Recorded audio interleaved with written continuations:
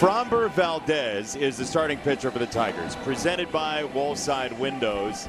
At the Padres, typical Framber, a lot of ground balls, Andy. This is something the Tigers fans are going to love watching throughout the course of his career here in an Old English D. He's a very reliable pitcher. He goes straight to work, attacks hitters, can rack up innings, gets a ton of ground balls, and his presence on the mound is something to behold. And what you'll know about Framber is he's got a multitude of pitches, but his arsenal is fairly simple. You see the sinker usage, he got 5 whiffs on that, but he comes right at guys. Like the ground balls, you have to let the defense play behind you. The curveball, to me, is one of the best assets that I didn't know was as good as it was. Watching him throughout spring training and in San Diego, he'll utilize that pitch to get swing and miss. He can get ahead in the count with it, but it's got enough depth and perception that the hitters then can't just hunt that fastball. They'll get out in front, gets lots of swing and miss on it. He's facing a very young lineup today, and the defense behind Framber Valdez is pretty specific for A.J. Hinch. It's brought to you by Marygrove Awnings, the outfield of Green Meadows and Carpenter. But what stands out is the defense. A.J. Hinch mentioned it's as high level of a defense as he feels like, paraphrasing here, as he can run out for Framber Valdez with McGonigal and Baez and McKinstry and Torkelson. Dylan Dingler has the plate, but Framber getting all those ground balls. We'll see what St. Louis affords him. But again, this is the youngest roster in all of Major League Baseball, the Cardinals. If not for Ramon Urias, who is age 31 in the 4th spot, you would see 20-somethings up and down. This is since 2025, the first pitch swing rate for St. Louis. Some big numbers down the lineup, but Mason Wynn very patient and very fortunate to be in the lineup today. After their walk-off the other day, he was involved in a one-car crash, a single vehicle crash, and thankfully 2 teammates were around him on the road at the time, but he just lost control of his back wheels. I mean, no foul play, nothing weird happened. It was just a freak accident, and thankfully this young and very talented player is okay. For opening day here in Detroit, and the first pitch from Framber Valdez is fouled away. We are underway at 1:13 Eastern Time. Spectacular day for baseball. The Tigers and the Cardinals, who have seen each other in 3 World Series over the course of time. As it's 2 strikes on Mason Wynn. Cardinals are a game back of first place Milwaukee, who came out of the chute hot again. Pat Murphy, back-to-back manager of the year in the National League. They're 5-1. Cardinals are pretty good though, 4-2. They are, and they're young, so they're going to have their bumps along the road. But if they can manage at bats, they play defense very well. This guy at the plate, Mason Wynn, when you watch him play defense, you'll be like, whoa, it's a different kind of level at shortstop. And as long as they can handle at bats, you know, and this is something that Valdez is going to see if they can prove. He's going to go right at him. He's going to get ahead in counts. He's going to try to get early contact. This Cardinals team built for contact. Ground ball, third base, and foul. That's a foul baseball. There's a couple power threats in the middle of the order. Herrera, Burleson. You take one of those out in Nolan Gorman, the left-handed bat, who doesn't play against Framber Valdez. And also, we'll see tomorrow, J.J. Weatherholt, who is one of the young, promising, strong rookies in Major League Baseball. Mason Wynn out to left, and Riley Green is underneath, the first out of our 2026 home season that we all hope stretches into October and beyond. Valdez just going right after him. Understanding the situation early in the game, not a power hitter. Let's make him put some contact on the ball. He wants to manage the base on ball category today because this Cardinals team can run a little bit. They'll get on the bases and try to wreak havoc. Yeah, they got 5 of them in 6 games, so it's daily a part of the plan for St. Louis. You have to enjoy watching Framber, though. Yeah, I liked watching him when he pitched in Houston. Yeah. Because he gets on the mound, he goes right after it, shakes his head yes. He's a big, wide frame. He's intimidating on the bump. His arm slot is so consistent, Jason. Every pitch that he throws comes out of the same spot, same mechanics, same delivery, same tempo. Never speeds his arm up on the sinker or slows it down on the curveball. That's an interesting point. I don't know that fans inherently look for that, but as a hitter, like there, right? He spins him a curveball and it looks the same. Everything that matters to you. It matters a ton because you find those windows where you pick up the baseball. Like that ball right there, Herrera thought that was going to go to the backstop. There's another curveball. And so he starts that curveball. He gets that called strike pitch quite a bit. Because out of the hand, it looks like it's going to the backstop, and then all of a sudden it slams on the brakes, comes down into the strike zone, and you're going, wait a minute. It's really hard to pull the trigger on that because your brain shuts down when you see it out of the hand. It's kind of old school in its presentation, that curveball. It's 2-2, and he's right there with a fastball, strike 3, and that's the problem. Slow you down, speed you up. You know Herrera's thinking a little bit about that curveball he threw earlier in the count. And as soon as he sees that ball come out of hand, he thinks he's got a little bit of time. The natural movement of the sinker brings it back down, close enough to the zone to get the punch out. And that's how he gets a lot of his punch outs. He'll get them looking, he mixes his pitches. That's why him working with Dingler, being in unison is important. First pitch there is a strike on a sinker. Plate umpire is Carlos Torres, by the way. ABS challenge system in effect. Each team gets 2 challenges.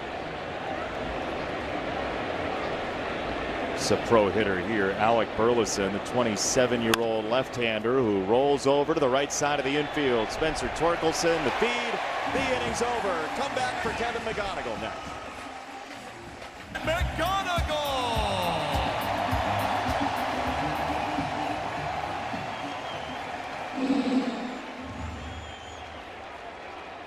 And he will be loved by these fans for a long while. It feels like Kevin's going to take a rip at his first pitch that he sees, just like he did in San Diego. It worked out well for him on opening day at the Padres with a double. Strong start helped turn 3 double plays and stardom behind Tarek Skubal in Arizona. McGonigal shoots it out to center field. That's a long way to go, deep into the alleyway, and a beautiful play by Victor Scott. An outstanding effort by a rangy center fielder to steal McGonigal's bid for extra bases. Yeah, that was a changeup out over the plate. McGonigal stays on it. He hit it a little better than I thought. I thought he hit it on the end of the bat a little bit. And you see Victor Scott going back on it with the range, the extension. Good first bid. This to first base is Alec Burleson for out number 2. Kevin's family is here. His mom watching live. Did he?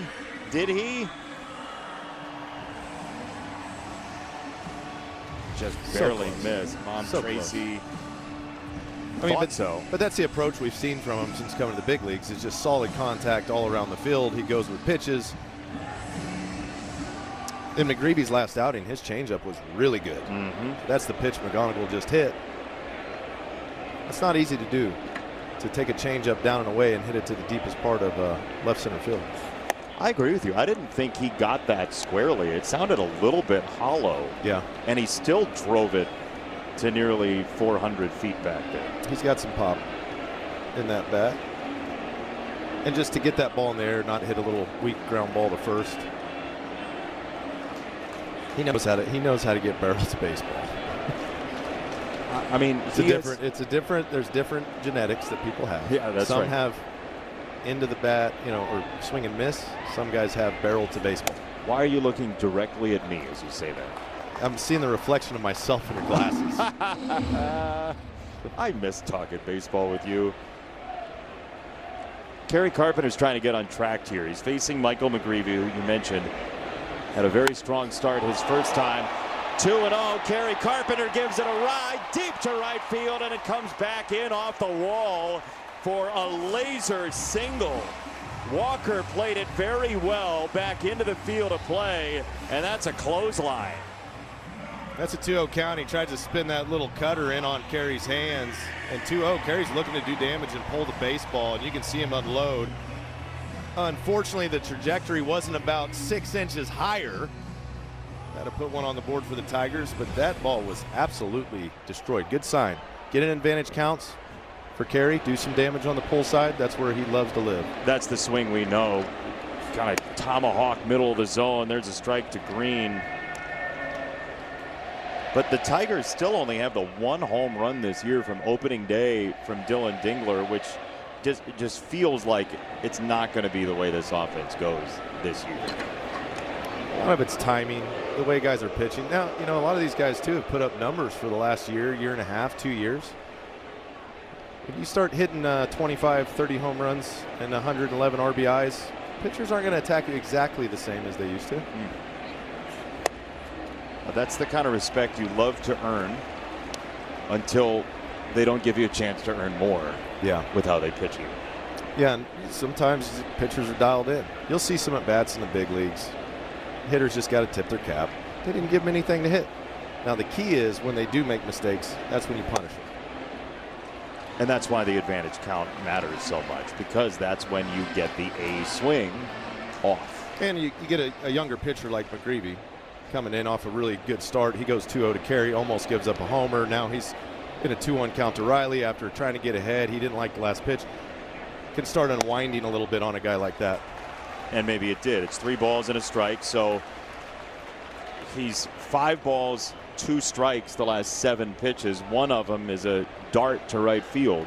When you're worried about giving up homers to powerful left-handed hitters, you start spraying a little bit.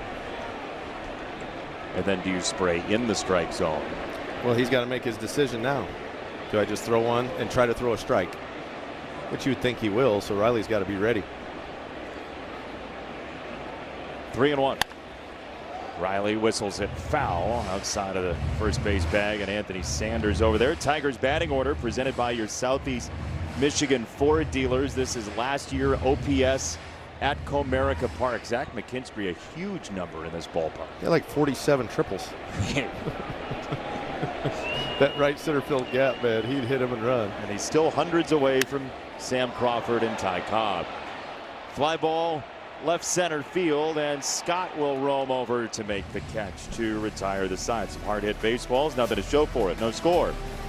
Make the plays, play clean baseball behind him, and don't let McGreevy change it up. He will utilize that changeup. We just saw it against Riley in a 3-1 count. He'll use it at any time. You got to stay on it, drive the ball back through the middle of the field. Top of the second inning here at Comerica Park. Framber Valdez back out to the hill, and we are joined by Chairman and CEO of the Tigers, Chris Ilitch. Thank you so much for spending the time. Yeah, thanks for having me, guys. Good to see you. Another opening day. I was just watching on YouTube the 2000 opener in this ballpark, day 1 here. I know you have a ton of memories from opening days. What stands out in your mind as you think of pictures of opening day? You know, I do remember that one well. I was at the last game, of course, at Tiger Stadium, first game at Comerica Park. That was special. They're all special. You know, it's the anticipation of a new season, the excitement, and it's just great, you know, for our fans and for our players to have, you know, a new team in the spring to cheer on. And, you know, this team, I think, is going to be a lot of fun. They have a lot of potential. What about 2 franchises? One, Red Wings, centennial year, 100 years of hockey.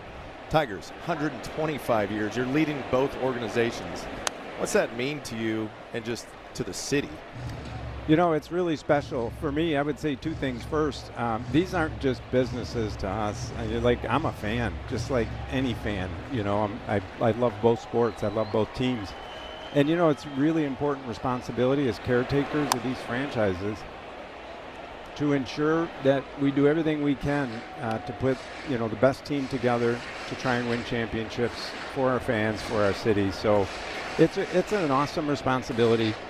It's a lot of fun, but it's a lot of work, and happy to do it. I like that you get to not work for a day on opening. Like, you feel like you're in baseball fan mode here. And I've never watched a game with you because we're up here in the booth.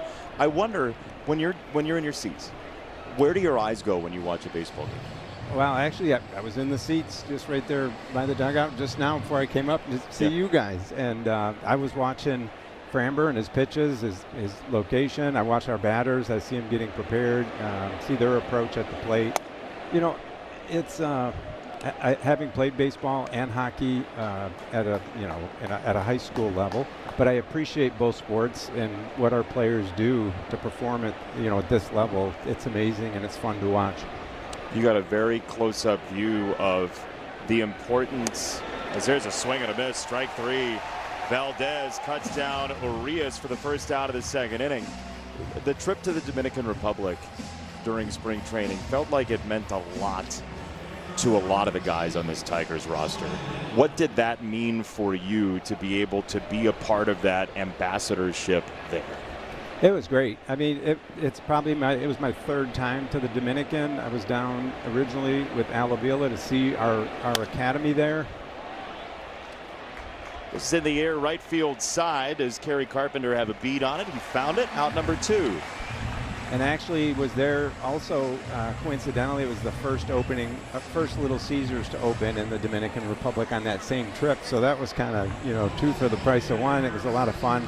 And then I went back another time. We played the Twins at that same stadium a few years back, and then going back. But it's great to see our players, our Dominican players especially, to go and get back to their community with an event like we did at the school. That was just tremendous, and the pride that they felt. Of course, it was, their idea to do that, and it was just a lot of fun to be a part of it. So in the offseason, JV comes up, and it's like, hey, did he give you a text? Did he call you? How does that work?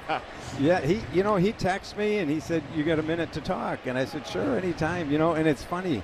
And then he called and we spoke in the off season, and he expressed his interest, in coming back with the Tigers. So, but it's like he never left the Tiger family. He's like one of us. He is one of us. He loves this team. He loves this city. He loves these fans. He loves Tiger fans. He talks about them all the time. So it was great to speak to him. And then, Scott's got to do his thing and make sure it makes sense. Yeah. But I'm glad it all worked out. I'm excited for JV. I'm excited for our team, and I'm excited for our fans because they're having a lot of fun with it. You can see, as Justin talks about being here, exactly what you're mentioning, Chris, how important this place is to him. And he was very reflective earlier today about how important it's been for him to pitch as long as he has. I mean, it's pretty impressive to go as long as he has been doing this. It's amazing. He is such a world-class athlete. He takes great care of his body, and he has all the God-given talent, and then he's curated his health to be able to perform at a very high level for a long time. So hats off to him. He's a great Tiger. We're very excited and proud to have him back, and I hope he has a great year, as I do for our team as well. Right at third base, that young man got a big roar as well. Kevin McGonigal for a 1-2-3 inning. Will you stick around for the next half inning? For sure. Watch Tigers hit? Yeah. Chris Ilitch will rejoin us. Baseball, 72 degrees at first pitch time. Bottom 2, Tigers and Cardinals. And we are joined by the chairman and CEO of the Tigers, Chris Ilitch, here for the bottom of the second inning. Have you ever seen an opening day weather-wise like this? No. I mean, usually it happens a week before where it's 70 and you get excited. You're like, we're going to have that weather, and then it snows. But no, we got great weather, and I'm so excited. I'm excited for our fans. The people that come out and brave opening day, of course, it's packed. You want them to have great weather. You want them to have a fun experience. And I'm excited for our players because, as Andy, it's not easy playing in the cold stuff. So this is nice. Yeah, when you hit the ball on the end of the bat, when it's about 40 degrees, it stings a little bit. Standing out in the outfield, you got 14 layers on. It's a little harder to move around. How often do you get to walk around the ballpark and just kind of embrace the upgrades that have happened here over time? Yeah, I do it. I actually get a chance to do it quite often. I love getting around. I love talking to fans, seeing the upgrades, get a lot of great feedback from fans about the team, about the ballpark. So, yeah, it's been wonderful. I'm really excited about the upgrades we've made. It helped bring out and enhance the fan experience, but also the player experience. It's really important we stay state of the art, and that's the plan going forward. We're going to keep improving our ballpark to make it the best it can be for our fans and for our players. Yeah, that's been kind of like talking to Scott, getting everything up to par for free agency even, and for people to want to come to Detroit as far as players, and then giving the fans those different options. You can watch a baseball at the base level possible if you like the old school experience, or you can go to priority seating and really have a great time down there too. For sure. You know, first, fans pay a lot of money to come to the ballpark. We want them to have the greatest experience possible. And for our players, you know, I've got a son that plays college ball. He's playing at Georgetown. I know how hard it is to even get to that level, let alone the professional level. So my attitude is I want to provide everything that I can to allow our players to reach their full potential, because it is really hard to get to this level. And when they get here, I want them to have all the tools to just do their very best and lay it all out there. It's a long season, 162 games. I don't know that fans, you know, see the wear and tear. And this clubhouse, and Andy can speak to what he saw around the league, this clubhouse has taken a massive jump. It's state of the art now. Yeah, it's beautiful, and we studied everything out there. We wanted to provide the very best for our players, give them all the tools. I get a chance to go down there and visit with the guys, and I'll see them actually using stuff. I was at our hitting camp this winter. They were raving about all the technology that we have in both the hitting and pitching tunnels down there, in the weight room, and it's just, you know, it's like I said, we want to give them everything to be successful. So now with Detroit Sportsnet, got the Tigers and Red Wings under one house. Are we going to get like a weight room in here? Is that what? Why did you both look at me? Maybe get, you know, I can get my lift in right before the game. This. Well, you know, if you want a weight room, we'll figure it out. Put a few dumbbells in the corner, maybe at the least. There you go. Chris, we have a lot of dumbbells up here already.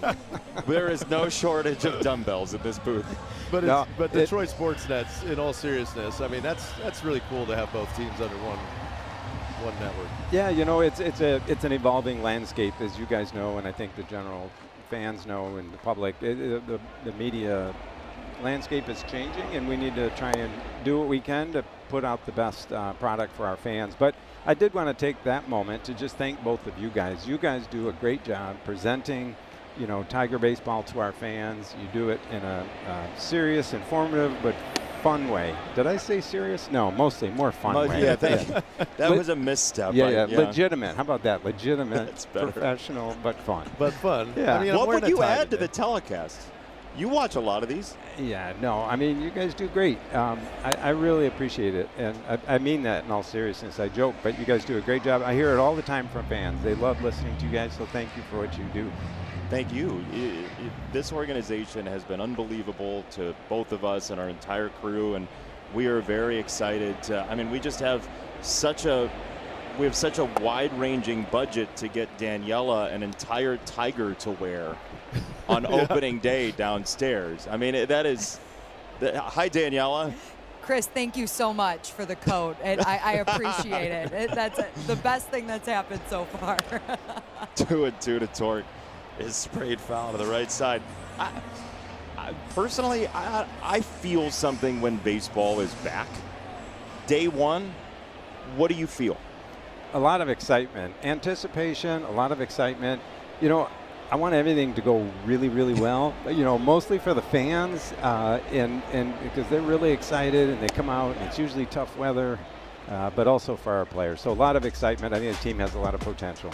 Chris, thank you very much. Really appreciate your time. Of course. Thanks, guys. Thanks, Chris. Chris Ilitch, Chairman and CEO of the Tigers. Third inning next.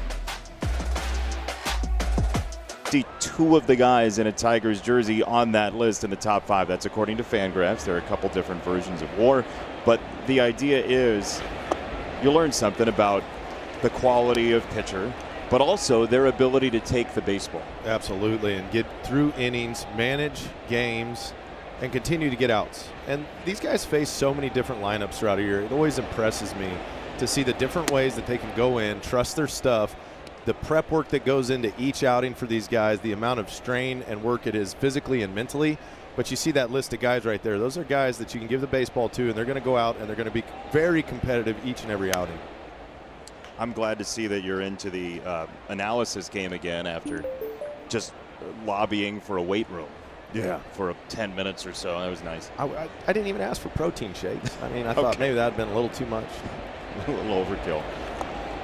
That's a swing and a miss. Ball down in the dirt, and he'll take the off ramp. So JC is out. The third strikeout for Framber Valdez.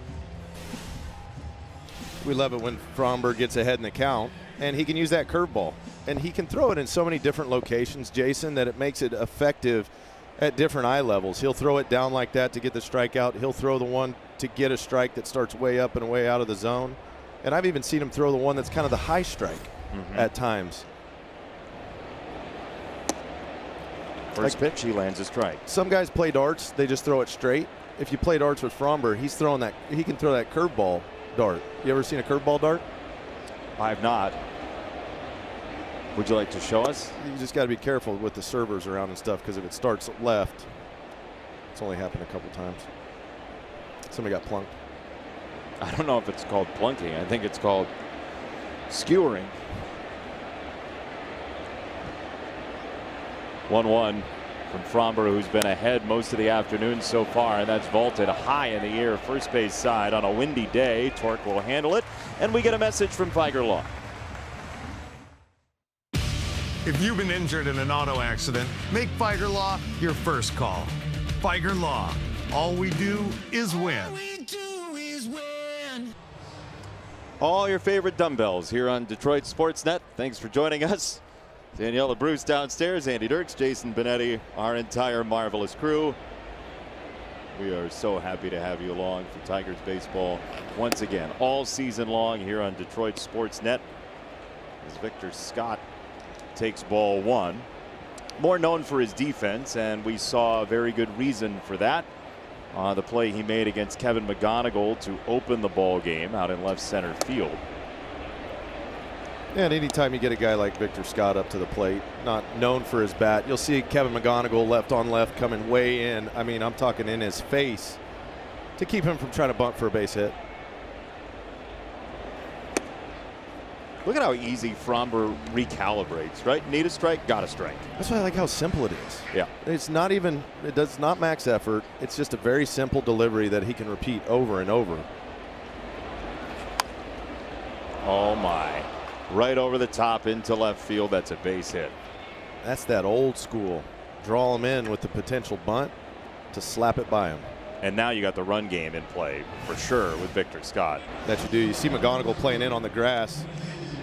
And it's, you can't defend everything. Make him get a decent piece. That's a line drive. That's probably a hit, regardless of where McGonigal's playing.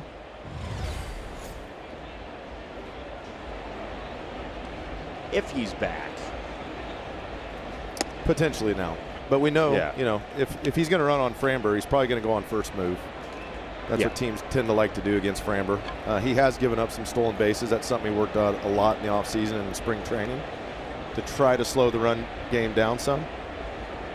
And vary the kicks as well. This is in the air for the alleyway in right field, and it's going to have to be on a bounce for Kerry Carpenter. Scott to third. Mason Wynn has the second straight hit for St. Louis.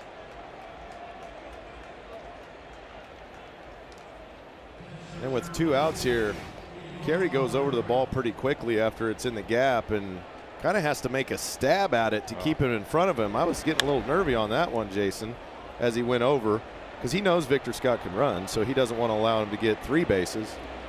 But nice job by Kerry to use the glove and keep it in front.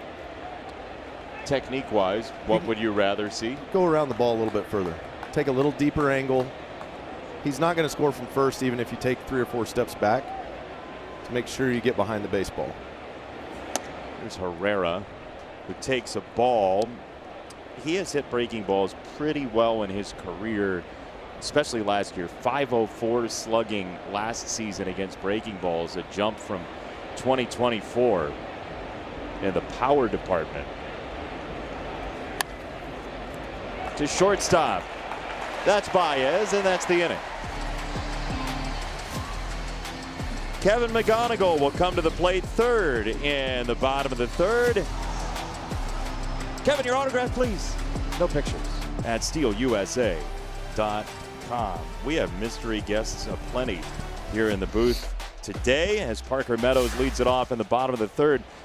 Brandon Inge joins us. Brandon, thank you for popping by. Pleasure to be here. How was the first pitch? How did JV do as your catcher? JV was amazing. Gave me a good high target because I said, I don't want to bounce this thing.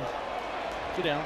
Parker Meadows into the alleyway, but playable for Scott. One away. Yeah, good scouting report gave me a good high pitch. I powered through it with my shoulder needing surgery, so I just, try not to bounce this thing. Just don't bounce it. That's all you could think of. Just don't bounce it. How you got a bad arm, and you're still throwing first pitches, huh? Yeah, I have 2 kids. One's in college now, and one's a senior in high school, and I've been throwing batting practice full speed to them for too long now, apparently. So, yeah, it's about time after the season to have another surgery probably. And you got your facility in Brighton. Yeah, I've got an Inch Performance Lab. Real, tricky name there, Yeah, that was you come up with it. Very original. Yeah, very original. Yeah. But no, I'm enjoying doing that, working with the kids and getting guys coming through there and playing baseball, teaching it the right way. Try to get Dirks in there, see if he can teach some guys.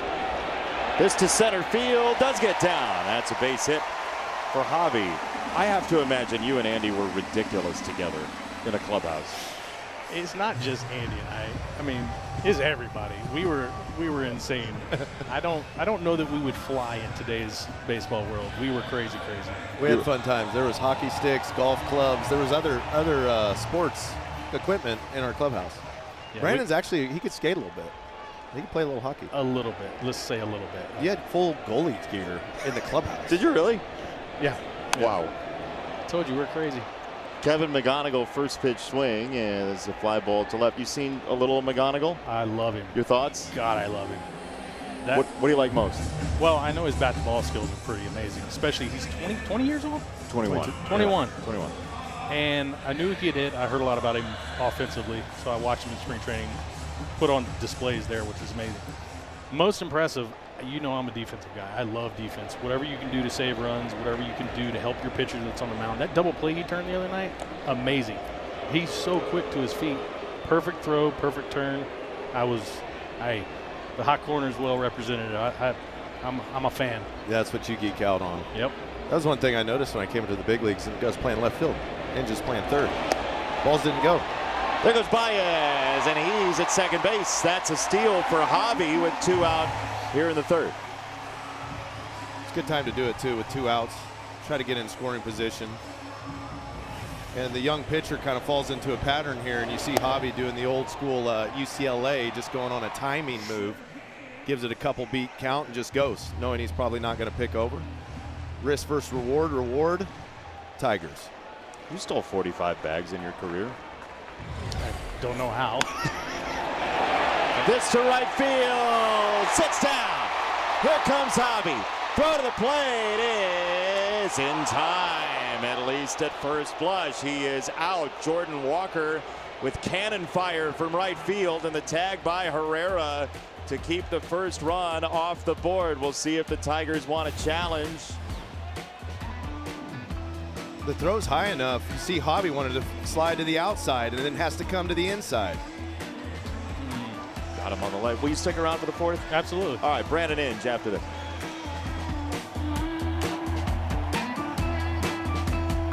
Stream the game live with a subscription to your new home for Detroit Sports, Detroit Sports Net, presented by Bet365. Your subscription includes the Tigers all season long, plus Red Wings starting this fall. Subject to national exclusivities. Terms and conditions apply. Subscribe by visiting tigers.com now.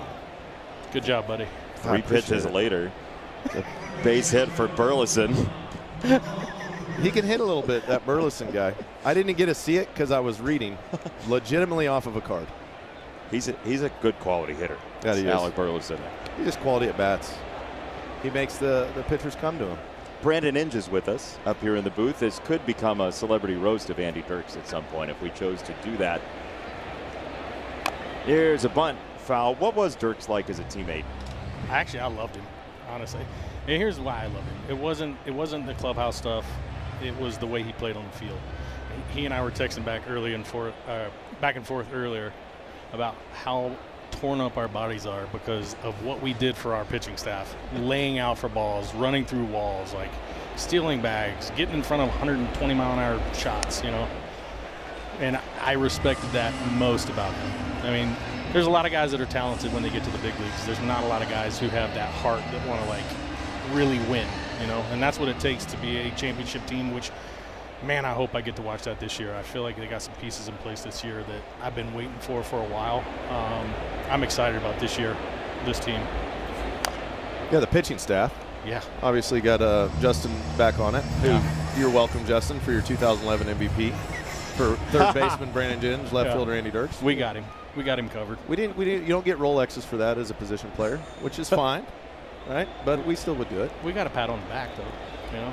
But yeah, everything foundationally built with pitching, and that seems to be a pretty big piece of what Tigers got going on.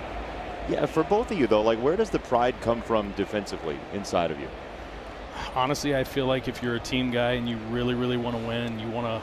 I mean, I'm sitting up here and I'm looking at this fan base right now, and how do you not want to play your tail off for a fan base that shows up like this? Yeah. You know, they're spending their hard-earned money to come out here to watch a baseball game. I understand it's a nice, beautiful day out, but you owe it to them. You owe it to the city to go ahead and lay it on the line and try to give it your best every single day. I despise guys that, you know, just kind of lollygag through the game.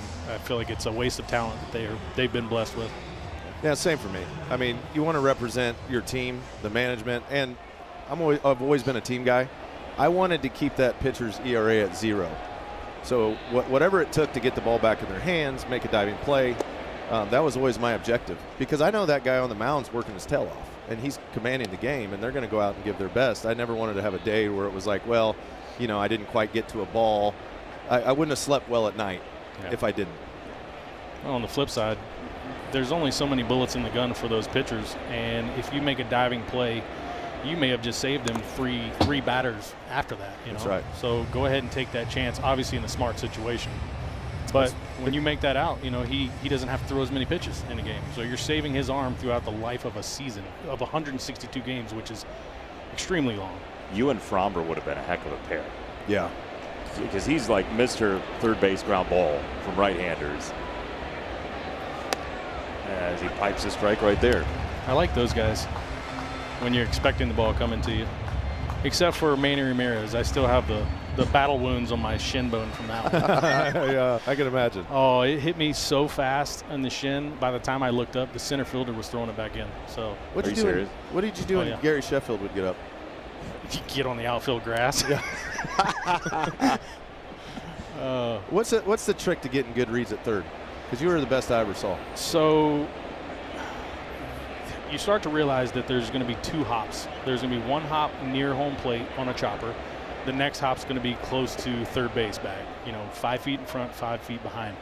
So the key is either get in front to where you're getting the short hop, or you take the hop away, or get back so that you can get the long hop on the next one. Sometimes, you know, it's not an exact art, but that was the majority of it. And working your tail off every single day in spring training, getting the reads, trying to figure out how it's going to hop on each field. All of those things, you know. So good teachers I had, you know. Alan Trammell helped me with infield. You know, that's a pretty good teacher. You know, so he helped me with all of that stuff. And you came up as a catcher. Yeah, I came up as a catcher. Never put the catcher's equipment on in my life, by the way. Mm-hmm. They signed me. I go to Jamestown, New York. I literally put the catcher's shin guards on, and the catching instructor goes, "Hey, Hoss, the buckles go on the outside." That's outstanding. Strike 3. I'm like, I don't know. I've never put them on before. You didn't know how to put them on? No, I never put shin guards on.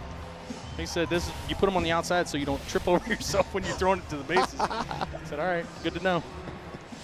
And they had the utmost confidence after that in you behind the plate. Yeah, I don't. Sure. Yeah, I don't understand how. You're a great athlete. You figure out wherever they put you to figure it out. Yeah, that was by far the hardest place to learn, though. When you're an infielder your whole life, and then they throw you back there, you got a mask on in front of you. Guys are foul tipping balls. I've been used to picking balls in the infield. Now I'm supposed to block them. Like it was a whole different world. What did you feel like day one when you were behind the plate? Oh man, like a deer on ice. Honestly, like I had never done it before, ever. I mean, hey, here's the funny part. The very first game I caught, Jamestown, New York, guy on second base hit to right field. I'm like, here we go, collision at the plate. I'm gonna have my first one. I'm excited. Well, first off, I'm gonna preface, he was out. This ball to Torque. He'll wrestle with it and safe over at first. Pull him off. Looked like Valdez hesitated for a half second, thought Torkelson had it. See right there, Valdez waited, then when the ball got by him, it was a foot race to the bag and just couldn't quite get it. Oh, it looks like it hit his hand. Yeah, you got to watch that bare Oh, no. hand. Yeah. That's not good. It wasn't a high velocity throw to first base, but still. Right on the tip of the finger. Tip of the on finger. on the pitching hand, it looked like. So they're going to go check out Framber. That was a tough hop at first, too, by the way. So did you the play at home? Yeah. So sure, yeah, it happened. The guy comes, throws it in. The second the ball goes in my mitt, I'm pretty sure I was on the warning track dirt. The guy hit me and pushed me 15 feet back, like just crushed me. And I fell in love with catching ever since. Yeah. This is great. Love Great at time. first sight. How much you weigh when you got drafted? Like 175, 180 maybe. Yeah. I stayed pretty consistent. I don't think I got, I think maybe 200 was my, heaviest weight. But They're still taking a look at Framber Valdez here after the ball hit him in the hand as he was trying to bare hand catch the ball. Looks like he's going to stay in, or at least they're going to watch him throw. As an accomplished catcher, Brandon, what are you watching here very intricately on Framber's deliveries to a plate? honestly, it's the way it's coming out of his hand. If there's anything different from where, release point, start seeing spin, if it's a little less sink on his sink, you're just watching any inconsistencies from that. Just aborted mission on one of them. I saw that. But it's not really your place as a catcher to say like, hey, I'm seeing something, but like you do have to speak up to your pitchers, yeah? Yeah, you do. But let's just say back in the day with Ver and me, when we had unlimited visits, I would go out and give him that respect first. Like, hey, how you feeling, man? This is what I'm seeing. How you feeling? That camaraderie is what you need. He needs to be able to trust me as well as I'm trusting him.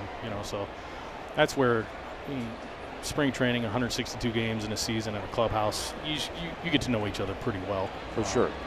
So on this first pitch, you're just looking at shape of pitch here? Well, that, and you can't just give one away. You got runners in scoring position right now. You're still trying to make a quality pitch. You're just trying to see if he can make that quality pitch. It seems like he's okay. I don't think it hit him too hard. No, I agree with you. 1-0 is foul, third base side, 1-1. How did you get the respect of Justin Verlander?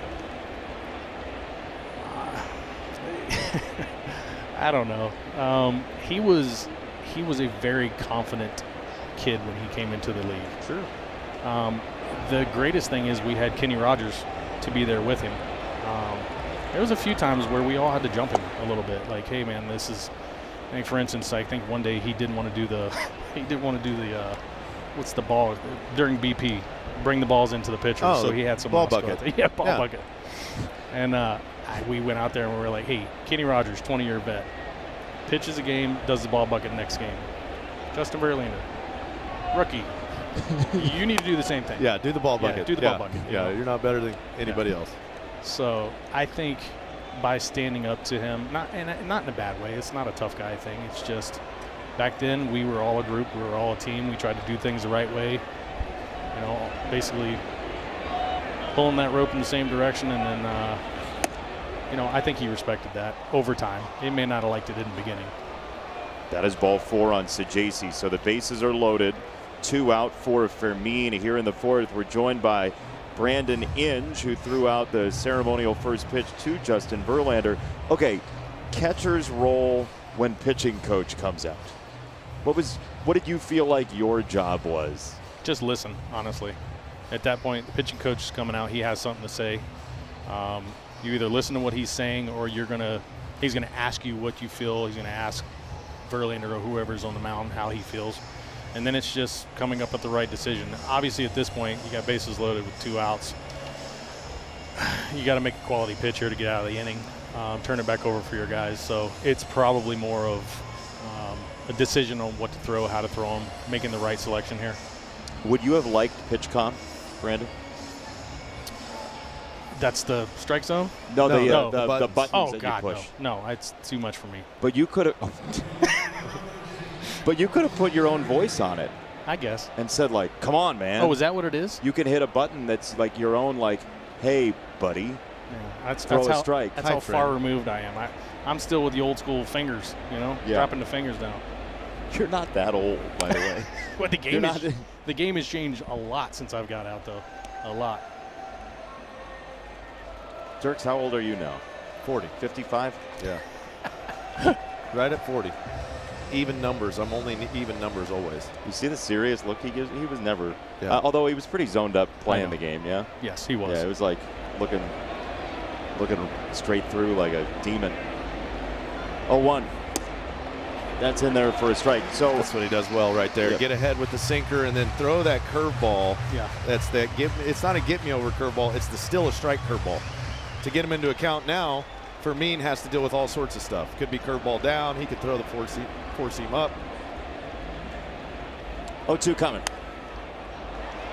That's high in the air, leisurely to left field. Riley Green is there to make the catch. Brandon, this was an absolute pleasure. Thanks, guys. Thank you for popping by. Yeah, thanks, guys. It's awesome to hear from you. Good luck this year, man. Oh, that's your bad one. No, yeah, it's all right. Boot fight. Bottom of the fourth inning, time for the Call Sam best call. It's Kerry Carpenter. 6 games weren't so kind to him last year. 6 games weren't so kind to him this year. But he stung a ball in the first inning. And maybe just give him a week. Here we go. Yeah, he got an advantage count, did some damage. He finds himself 1-0 here. Probably see a change up to start with. Because I wouldn't imagine they're going to come back inside if he's advantage. How good was Brandon Inge, by the way? Yeah, he's great. And since we had him here, we're going to use the hot corner in the bottom left of the screen. That's what they call it on our telecast now. The hot corner, 110 miles an hour, hardest hit baseball of the season. Down there in the It was hot about corner. 6 inches from a home run. It was. Tigers have been very good at striking the yellow line with a baseball. I know it. McGonigal hit one. Cole Keith. Pinged one off the top. Yeah. There's the yellow line. It's our favorite band. There's that changeup. And he landed it for a strike, 2-2. That's what's effective about that. It's not a great pitch to hit, but it's still a strike. He had that in his last outing, McGreevy did. And he's continuing with it now. So now Kerry's got to look to the middle, big part of the field. Can't cheat as much inside. And he takes strike 3. It's a slider. It nipped the zone, and it's the third punch out for McGreevy. And we have a message from your Southeast Michigan Ford dealers. AZ Pine customers who trade in their current vehicle can lease an F-150 XLT for only $349 a month for 36 months. Only at your Southeast Michigan Ford dealers. With Daniela Bruce downstairs, Andy Dirks, Jason Benetti. Thanks to Chris Illich and Brandon Inge for popping by. Mystery guests galore here on opening day at the ballpark. Who's next? You never know. Could be Paws. We have a Paws plush toy here in the booth. We have our Ernie Harwell bobblehead celebrating opening day as well. Here's another advantage count. Now Riley finds himself in it instead of Kerry. Kerry's first at bat. That's good patience right there. That's an easy pitch to come unglued on and try to do something spectacular with. It's really tough to do anything with other than hit it 550 feet foul. Jam yourself. 3-0. That's a strike. We've not seen a challenge yet here at Comerica Park. ABS challenge system. I would say it would be fun if Comerica Park was the loudest stadium for challenge reactions in all of baseball. Like, just really get into the challenge. So you're challenging the fan base to be the best at the challenge. This is a challenge. It's a double challenge. 3-2. Riley pounces on it, right field. That's gap-worthy. He's hoofing it for second. He'll slow to a stop there. It's a double for Riley Green with 1 out in the 4th. Good at bat by Riley. He got ahead early. McGreevy made a few pitches to square the count back up, but you see the slider just kind of hangs out over the middle of the plate. And Riley not trying to do too much with it. Hits it back towards a big part of the field. And that guy's got so much pop, Jason. If he barrels it, it just keeps going. He gets that backspin. You hitters love talking about backspin. We love backspin. Love backspin. And Jordan Walker was running over to it at first. You're like, is he going to have a chance? No chance. It's got backspin. Peaches said the same thing about Riley, like not trying to do too much, but still having the pull side power. All three of his doubles have kind of looked alike, like that swing there, which could have been a swing and miss. Instead, you take the quality contact that's 2 bases. And Dylan Dingler gives it a ride to left field. It is gone!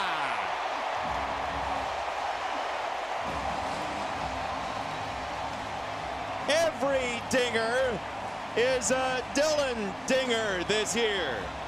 2-0 Tigers.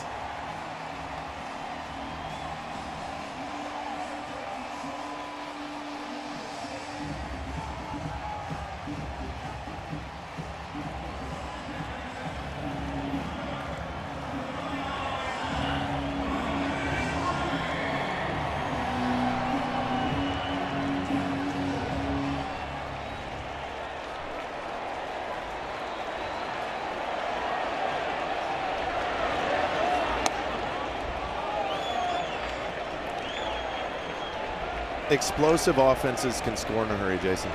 Just when it looks like a pitcher's getting in rhythm, he's making some quality pitches, some weak contact. Boom, boom, 2 runs. Dylan's been really good at identifying pitches in his very young career. He saw back-to-back sweepers, Andy. Yeah, and the breaking ball was something teams really started utilizing against him a lot last year. And you see, after missing the first one, he recognizes this one's up. And I love how he just kind of leans out over the plate, stays through the zone, and he's got so much power. Again, one of the changes I see in a lot of these guys from maybe the beginning of last year now, they seem a lot more calm in their approach at the plate, with their actions, after home runs, during home runs. It's that calming demeanor, that professionalism that keeps them relaxed. I think that'll keep them from the highs and lows of an MLB season a little more. I see a little maturity there. Where do you see it most? I think in the at-bats for me, because that's what I watch a lot. Yeah. I don't see guys pressing at the plate. I see them take their at-bats. They're learning, okay, I got out this time. What am I going to do the next at-bat? So in their takes, right? In their swing decisions, that sort of thing, that's where your eyes are going? Yeah, got to get you on a sweeper the at-bat before. Okay, I recognize this time. I'm going to let it come to me. I'm going to do some damage.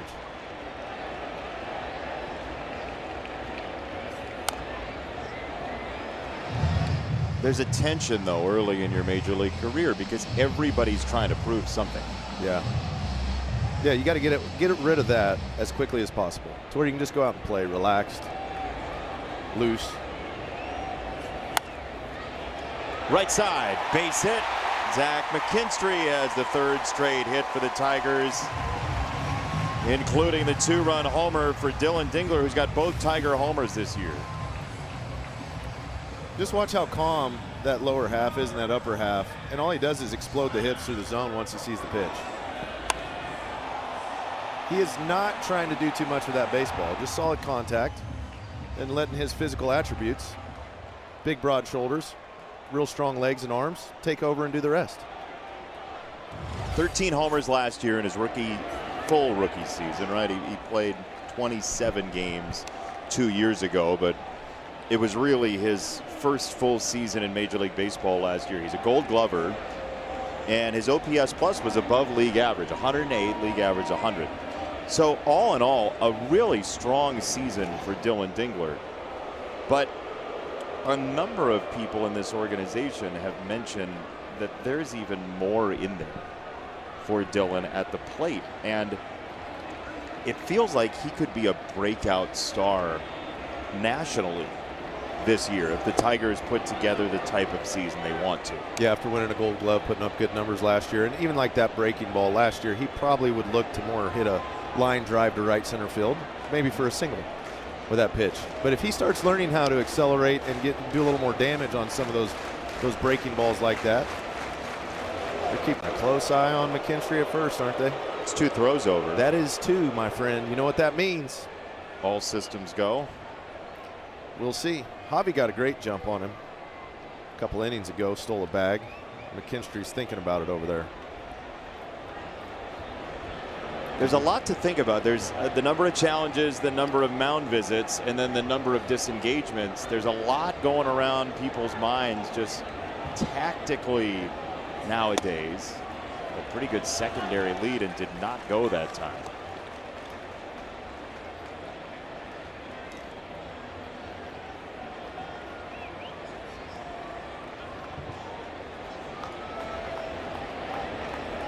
Yeah, he's got a good sized lead.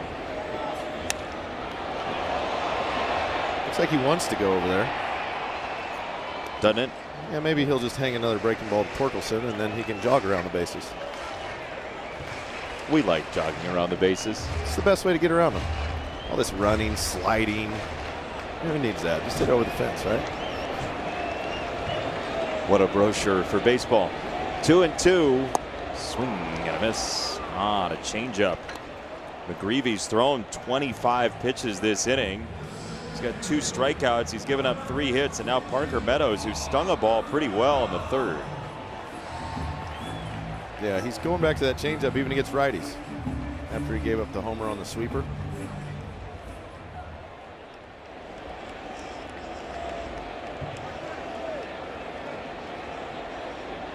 See if Z-Mac goes here with Parker at the plate. Not on the first pitch, and back to the secondary stuff for McGreevy on a curveball. The right-hander out of San Clemente High School who came up first in 2024.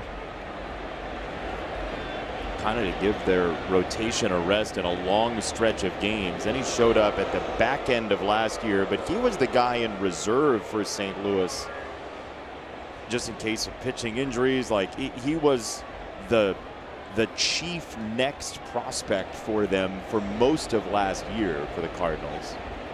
Another throw to first and another return safely for Z-Mac, and the crowd here is getting restless. They're just trying to keep McKinstry close. But 2 times going over again back to back.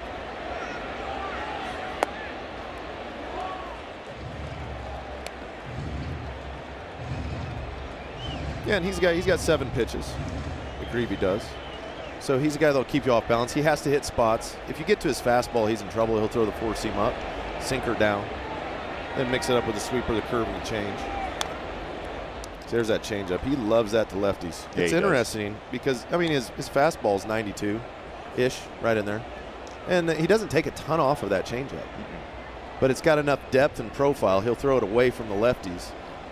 That you'll see a lot of weak contact ground balls. So he's a line-to-line guy. I'd try to, if he throws me the fastball, I'm hitting it down the left field line, that changeup, I'm hooking it down the right field line, something like that.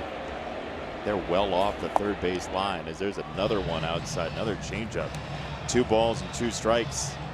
When you see what he throws in terms of handedness, since 2025, it's 20% to lefties, that changeup, but that's been much taller today. Yes.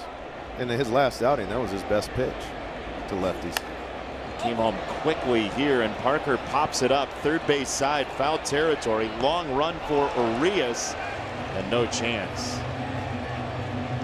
That was Urias got lost in space right there. Yeah, that was live, local, and late breaking. He's playing so far off the line that he's running for days. I guarantee he feels like I'm going to run into something here eventually. Why have I not run into anything yet? Because he's basically playing where a shortstop would traditionally play. Yeah, he was at shortstop when that ball came. And you can see right about now he's thinking, he saw him look down once, he looks down again, he's like, I have to be running into something. And he let up a little bit. Don't they have railings at this ballpark is what he was thinking. So that gives Parker another chance here in a 2-2 count. Long inning for McGreevy. 2-2. On the ground at second base, they had him played perfectly, so JC throws him out, but the Tigers strike first on a Dingler 2-run homer at Comerica Park's opening day. It's access to the best seats at the best prices and more. Visit tigers.com/2026 for more information. Come join us here at Comerica Park. A lot of road games in April, but the Tigers will be back home to take on the Fightin' Fish and the Royals after 4 in Minneapolis coming up next week. Victor Scott takes Ball one against Framber Valdez, who is 65 pitches deep. Scott poked a 2-out single his first time up. You do not want to mess around with his lightning speed on the bases. Thank you very much. He's one of the fastest guys in baseball. Yeah, he floats. Ooh, a bunt stab on 2-0. He tried to go to the pull side with the bunt, it looked like that time. He'll take it with me. Yeah, against the lefty. You'd want to bunt that ball to the second baseman. Make him field it, get it past the pitcher.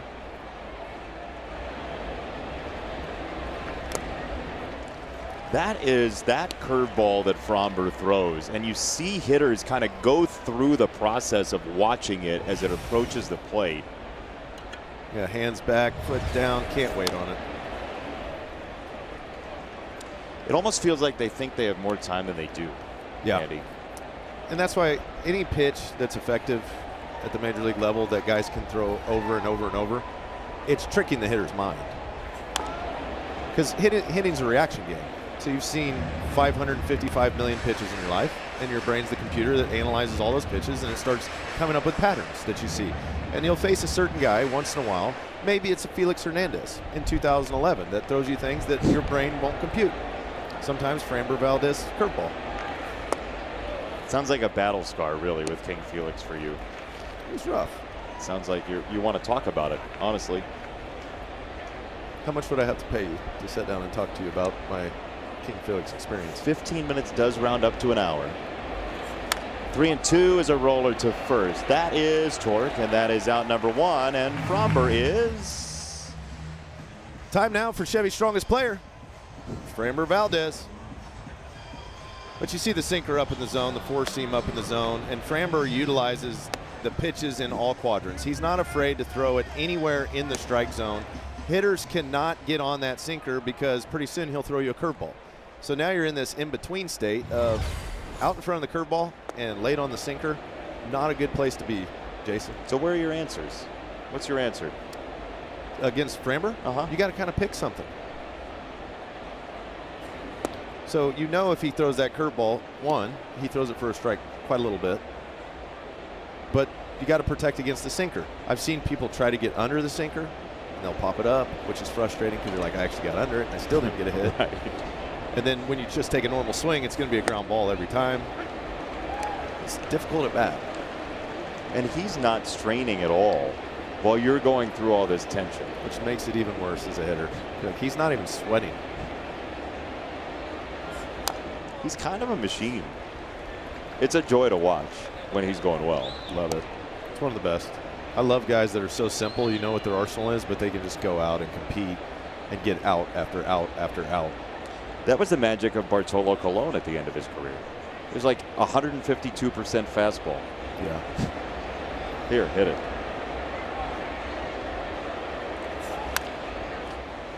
To third. McGonigal from foul ground. He's got you, 2 down. Nice action from old number 7 at third base. You see him come across the bag. Good footwork, and knows he didn't quite get the grip he wanted. So intelligently, he decides to throw the long hop instead of the short hop, which shows there's no panic in this kid, man. Do you see that right there? He didn't have the grip, Jason. Nope. And he still came over and made the play. A lot of times if a guy doesn't get the grip, it goes bad in a hurry. We saw with Dylan Dinkler in San Diego. The ball was crawling up his hand, and he said after the game he knew it. And he felt it right as he was about to release the ball, and you know that feeling. Yeah. Not a good one. 1-0. Just missed. 2 balls, no strikes on Herrera. Panamanian-born catcher Ivan Herrera for St. Louis. They have a couple of catchers in the lineup today. They're loaded up with catchers as Framber lands that tight on a sinker. 2-1.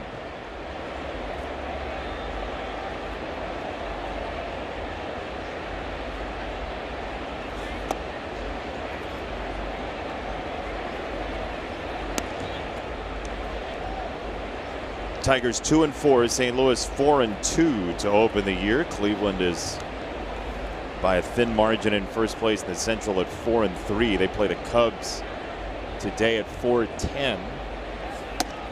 It's ball 4. Fromber missed to Herrera. Burleson's coming up, but first a message from the fine folks at Rally House.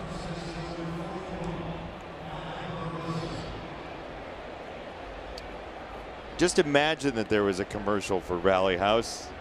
Get all your gear at Rally House. There you go. Play ball, Michigan. That's what they say. That's how it sounded last year. Yeah, that's right. What was it? Play ball, Michigan.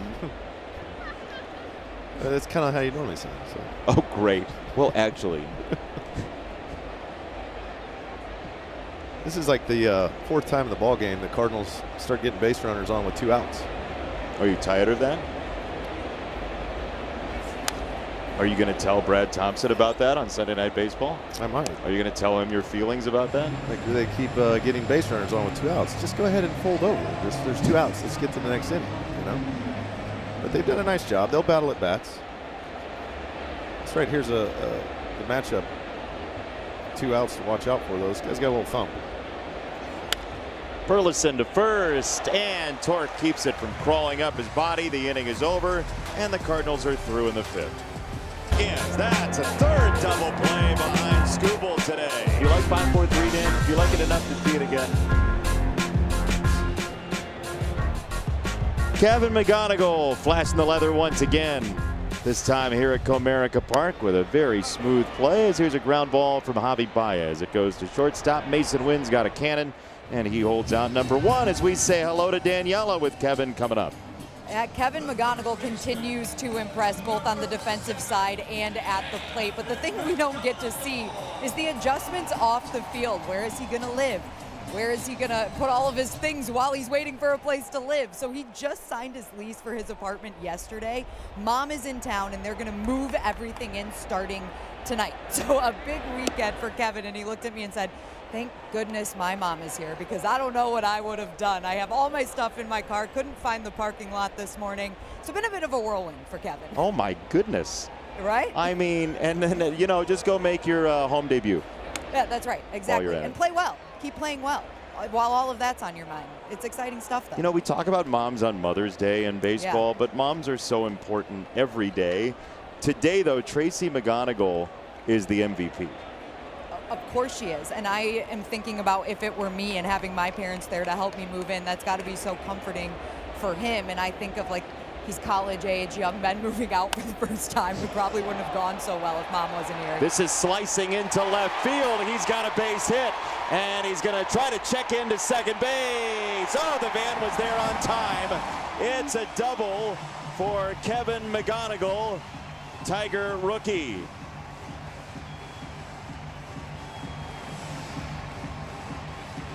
McGonigal just bat to ball skills. That's a really tough pitch down and away. He gets some wood on it, and as soon as he does, he's thinking 2 out of the box. And we know he's one of the faster guys on this Tigers squad, turning singles into doubles. That's what the Tigers have been known for in the last 2 years. And Mama Tracy says, let's go. She thought he had the homer in the first at bat. Put the move on hold. My son's got to hit a double in a big league ball game. It's very relatable, though, like just what you need in your life, right? You got a big life decision happening, big life change, and you got to move. Like, man, does the couch fit? Do you have to pivot it 3 times? Do you have to separate the sectional? And then here's a double down the left field line.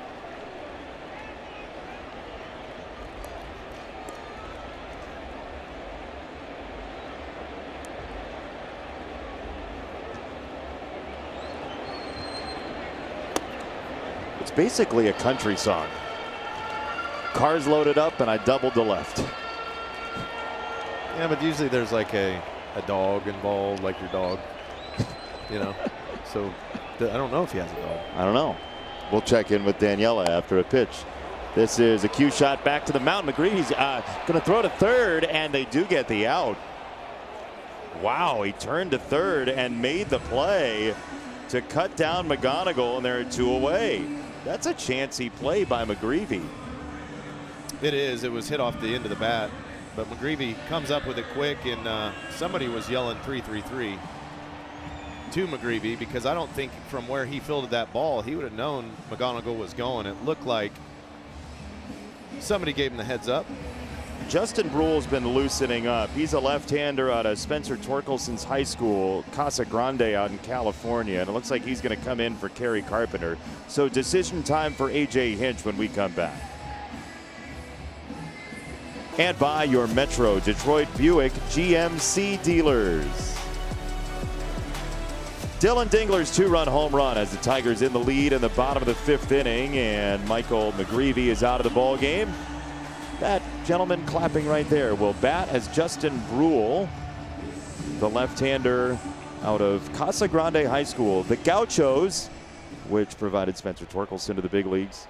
A.J. Hinch will leave in Kerry Carpenter here, figuring there aren't that many lefties remaining in the St. Louis bullpen. One after him. There's only 2 down there, so I think he's going to roll the dice and see how the game transpires. But he's a pretty much standard sinker sweeper guy, Brule is.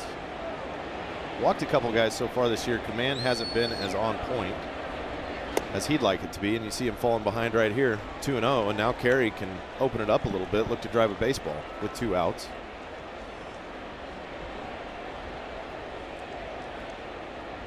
Let's get that sinker out over the plate a little bit, get under it, hit it to right center. Why not?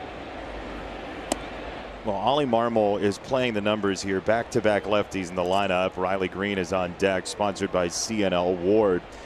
That's the idea here, is to try to neutralize a big inning. And you wonder if McGonigal hadn't been cut down at third, if there's a runner in scoring position, does AJ go for the jugular with a right-hander? Maybe. Maybe. Definitely would change the thought process. They do, as you said, they have JoJo Romero still out there, another left-hander who's had a very nice start to the year. 2-2 coming. Carpenter tags it up the middle and into center field. That's a base hit. Glaber hoofs it to third. 2 on for the Tigers for Riley Green. Set up nicely for Riley now with 2 outs. Kerry waited him out a little bit, got a sweeper up in the zone. Tomahawks it into center, a little topspin shot. But that's where we go talk about location command. He's a little bit all over the place, and if you start missing, you give up more hits. See if Riley can wait him out and get something good to hit here too.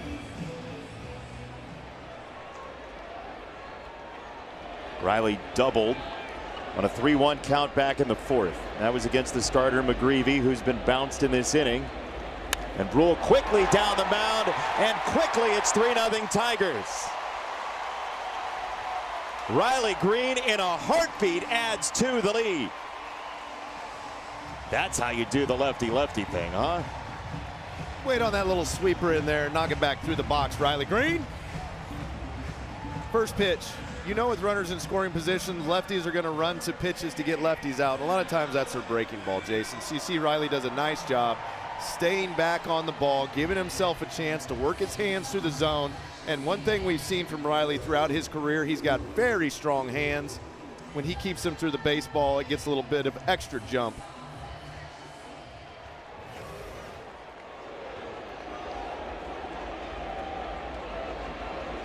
Here comes Dylan Dingler. By the way, we're getting to the point where people are singing along to the Fleetwood Mac. Why wouldn't going you? on in the ballpark. I've been singing along with it this whole time. Haven't you? Oh, yeah. I mean, I always know he's hitting.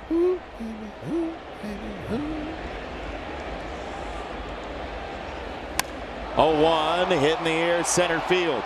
Scott is back on it, and he makes the catch to retire the side. But Riley Green saw one pitch. All it takes is one.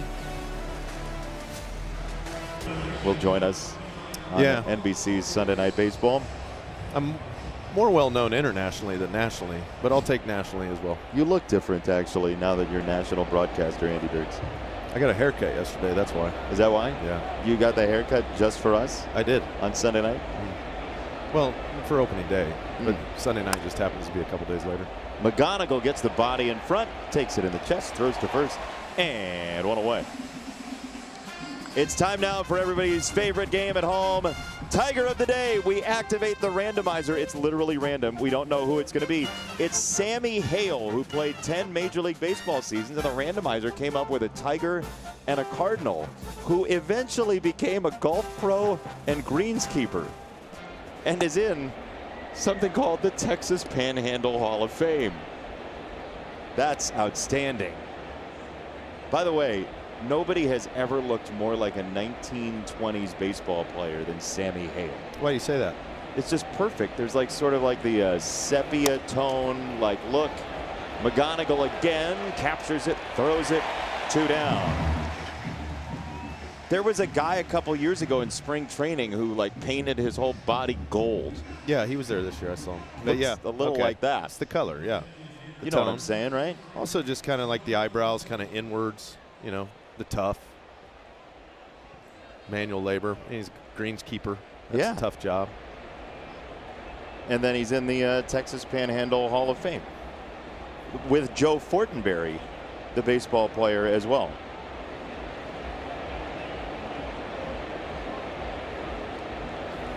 See if McGonigal can make all 3 outs. I misspoke. Joe Fortenberry, basketball player. He was one of the first guys to dunk the basketball. I knew the name from somewhere, and it's Joe Fortenberry was one of the first guys to slam dunk the basketball player in the Texas Panhandle Hall of Fame. They didn't call it slam dunk when he first did it, though. What do you think they called it? Jumping shot. Popped up foul, first base side. Torque against the wind, skids to a stop, and then reaches back to make the catch. He almost drove past the off-ramp, Turks. Hit the e-brake, Torque, quick, right about now.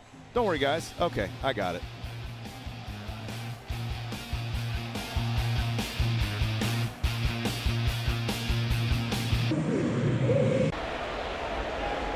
Well, the Tigers have already scored 3 runs. You know what that means, Jason. What does that mean? That means you can visit any participating Arby's location and get a free small order of those curly fries, which you love so much. Thank you for that. I was hungry. If we could have them delivered, I'd really appreciate that. Zach McKinstry takes a strike. 3-0 Tigers on the Bet365 scoreboard here in the 6th. Justin Brule came on after Michael McGreevy and allowed one of those inherited runners to come home as it's 1-2 on McKinstry. If you weren't here for opening day, for whatever reason, we thank you for joining us on Detroit Sports Net. There's some folks having a real good time at this ballpark, grabbing souvenirs, some memories. If you like what you see here on Detroit Sports Net, you can subscribe or tell your friends to subscribe, or just click and then send your friends the link and say, hey, here's where you subscribe. We should all subscribe. Yeah, QR code. If you scan it, we'll appreciate you forever and for always. Do we know when they scan? Like, do we know who it is? We just know the numbers of who's scanning, yeah, that would be cool. Right? They'd be like, yeah, and there's Bob from Grosse Pointe. Betty Anderson. He just subscribed. Congratulations, Bob. That would be awesome if we could do that. It would also be terrifying. Betty from Warren, Michigan. Check swing. You know, we have the Ernie Harwell bobblehead, and I don't know that Ernie, when he was doing this at such a high level and announcing where people were from when they caught foul balls, that he ever would have dreamed of anticipating a QR code that could provide the name of somebody and where they're from. This to right field, and a diving play by Walker, who is really good out there. Strong arm diving play for out number 1. Yeah, Zach hooked a little sweeper out over the plate. You saw Walker kind of freeze on it for a second. He had to read what the spin on the ball was. That was a top spin shot. We talked about backspin earlier. One had a little top spin on it. Looks like Cardinals are potentially going to go make a little change. Oh, we missed the Casa Grande reunion. It would have been Brule versus Torque. They were high school teammates. Instead, the righty-righty wins out.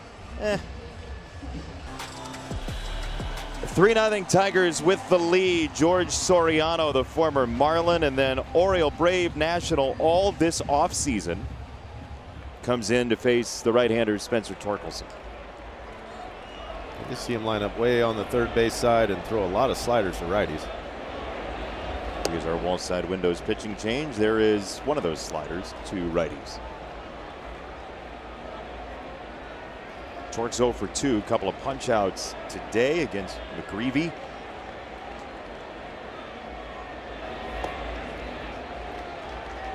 I think he overcooked that. 2-0.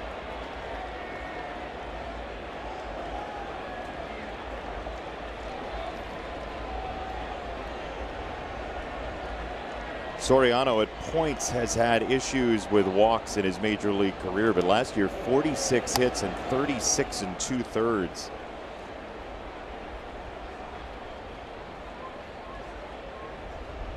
That's that pitch. You can tell Tork's timing just isn't quite there. Get a 2-0 fastball out over the heart of the plate. Came up off it just a tick. 2-1. He lobs this ball to left field up into the wind. Fermin is back, and he has to track it all the way back to the dirt there for out number 2. That wind is hauling right now. It is. It's pushing that ball out to left.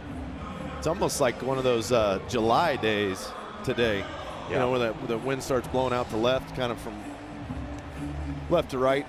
Do you like wind arrows, by the way?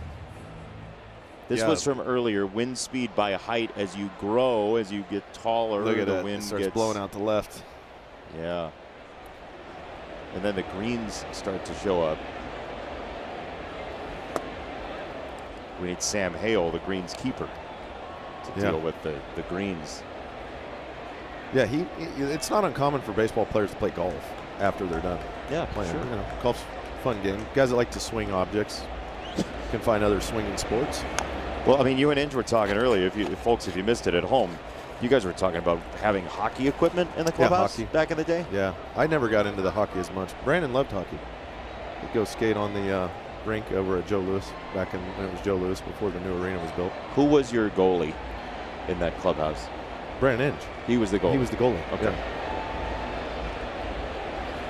He's got goalie-like tendencies, I would say. He would have been a good goalie. Yes. Quick. He's tough. Good reflexes. Good instincts. And likes to get hit from his story that he told. Yep. Loves contact. Yep. 1-2 on Parker Meadows from Soriano. And that one caught him in the shoe. Hit by pitch. Parker will take his base, and we'll see if he can turn this thing into a double. Yeah, slider just bears down, and the left foot started to go in motion.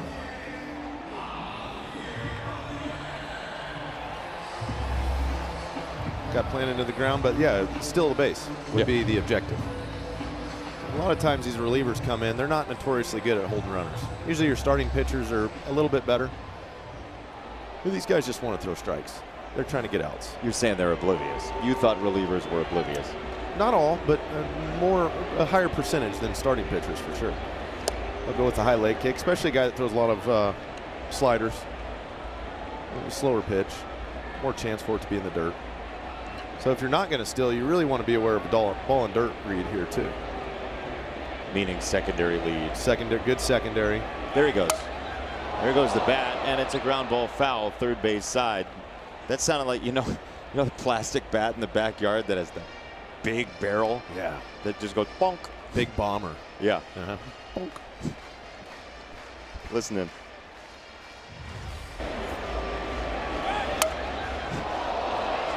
Paper towel roll was empty, you know? Like,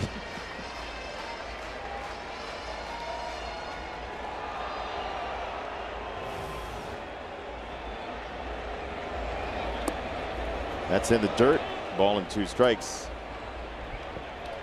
Those are the ones you want to be ready for as a base runner, because that ball can squirt away in a hurry. And you know, with Hobby hitting, there's a good chance they're going to want to throw those sliders out of the zone away.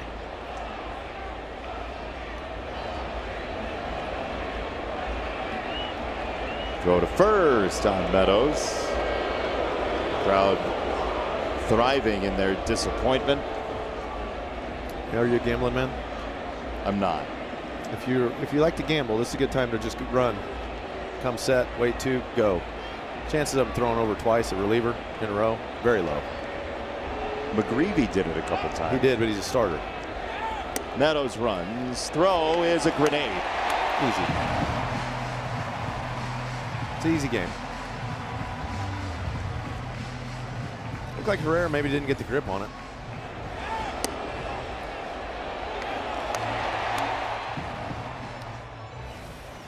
Now we'll see if Javi can light one up here on one of those little sliders away.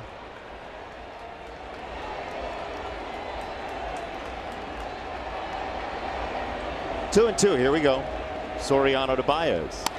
Oh, he hung him a slider, and Javi made him pay. Here comes Parker on the gas pedal. He's in standing. You just can't miss. Inside on a breaking ball, 28 beats him, and it's 4-0.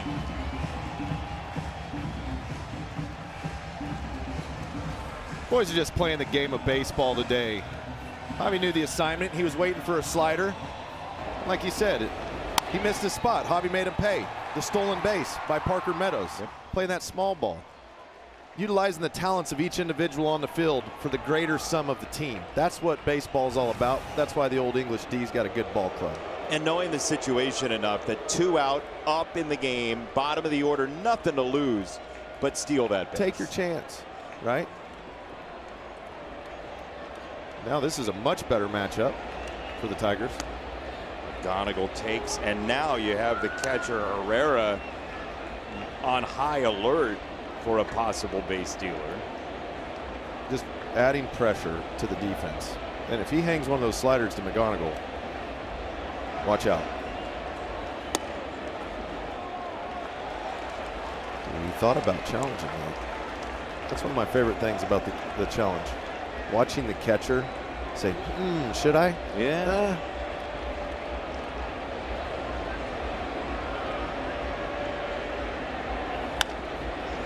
Kevin to second base. Oh, broad jump from Javi Baez, and the throw to first leads to Burleson having to hit the bag with his glove. That was a ridiculous caper for a 4-3 ground ball. That's how fast that play felt like it moved. Giveaway you won't want to miss. First pitch 1:10 p.m. Visit tigers.com/giveaways for more information. And we'll go to the bullpen for a Wallside Windows pitching change. It is Will Vest coming on for his first outing since a tough night Tuesday in Arizona. He's got a clean inning and a 4-0 lead. That's where we like to see Will. And we know that Will Vest's strength is throw that heater. Coming out of the bullpen, he's got a very heavy fastball.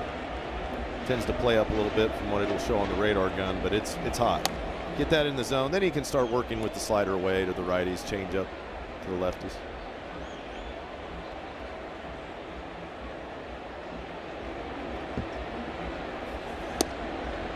That's a strike 1-1 on Sajasi, who was part of the Team Italy group that had a whale of a run in the World Baseball Classic, capturing the attention of that nation and a lot of folks here in the U.S. This is a blooper back of second base and a tough play. It's a base hit as McKinstry lays out, but Sajasi has a leadoff single.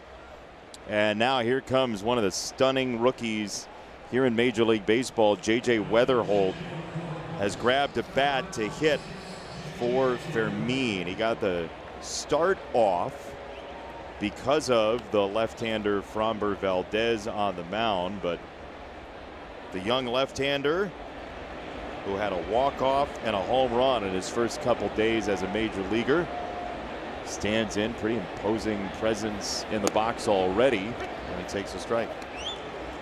He's a 7th overall pick just 2 years ago.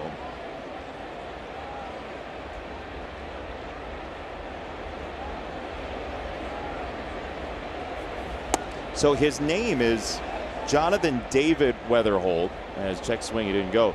Jonathan David Weatherholt, but as the story goes, Grandma called him John John.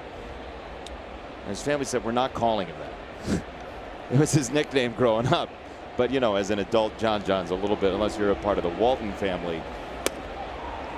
it a little might more not childish. stick, Yeah, okay, right? okay. So they went with JJ, Yeah, as the story from goes. John to JJ. Yeah. I like how the family just protested. Like, no, We're not. not anymore.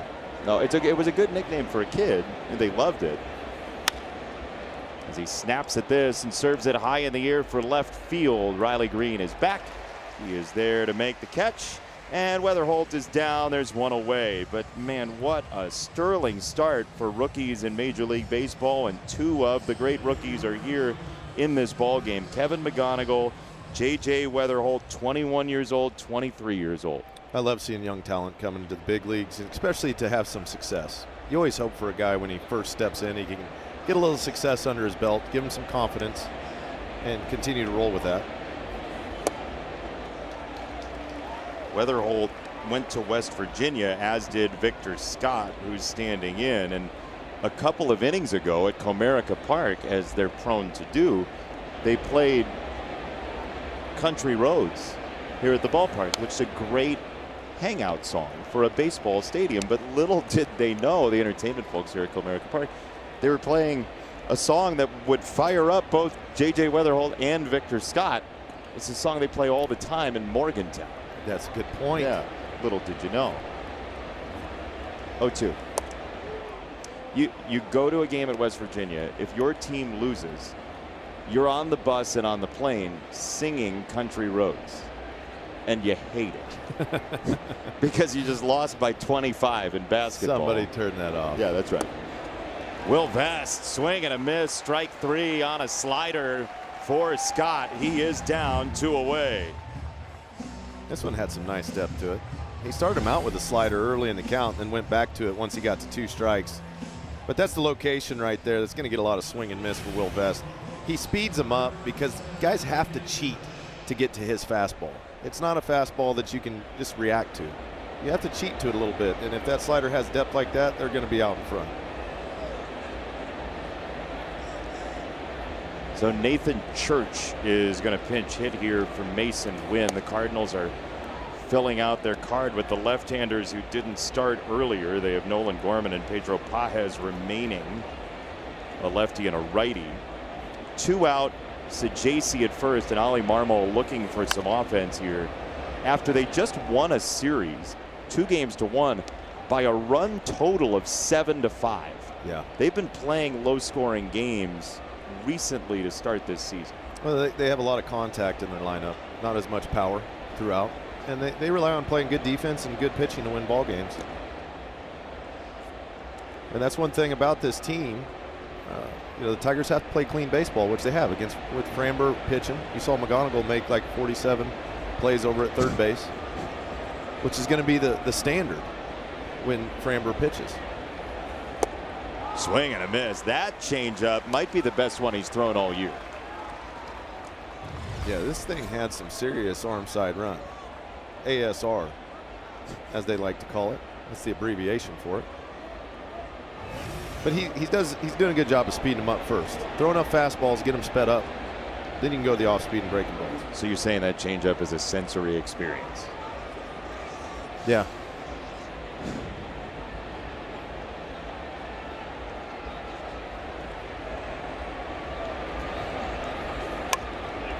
There's another paper towel roll. That wasn't as hollow as Javi's, but it was still a little bit thinner than your normal bat to ball sound. That Mike's catching all of the balls off the end of the bat today.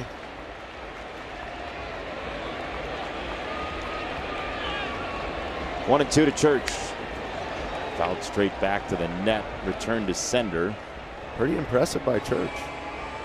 Fouls a tough changeup out of the zone and way off, barely. And then to catch up to that at all, even to put any bat on it. So now where's his mind, do you think? I'd just stick with the heater. Make him hit it. He's going to be thinking changeup. Oh, boy. How about option 3? How good of a job was that by Will Vest? Using Nasty. all of his arsenal. Dez was outstanding today. He ends up throwing 6 innings of scoreless baseball. Some good, strong base running from the Tigers to get into scoring position. Parker Meadows scores on an RBI single from Javi Baez.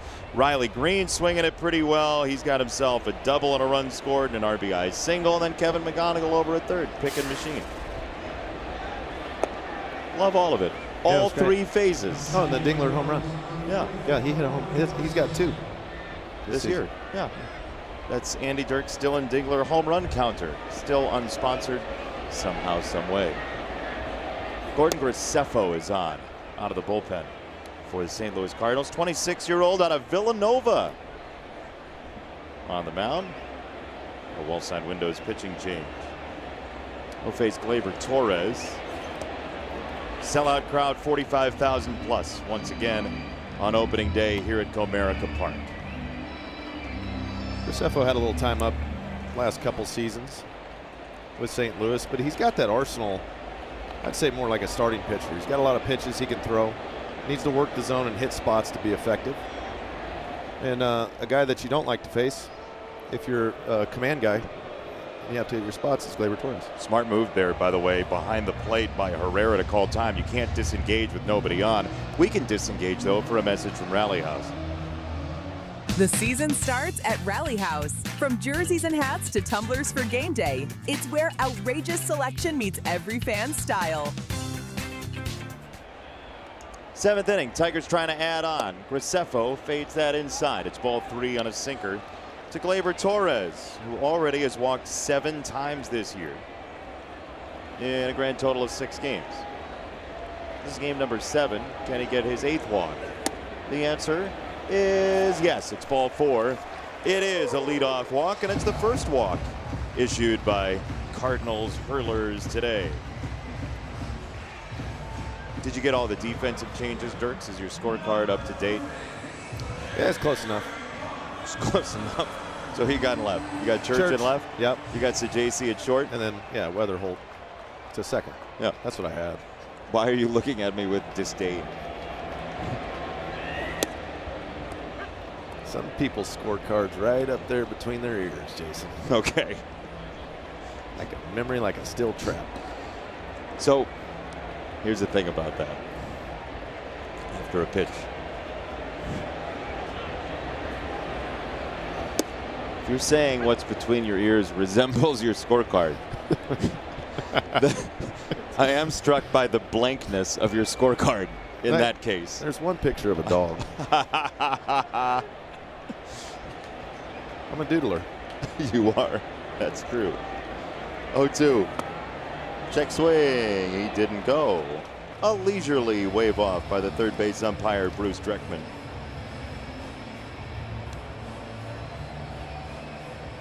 Sometimes you find yourself in an 0-2 hole and you got to battle back.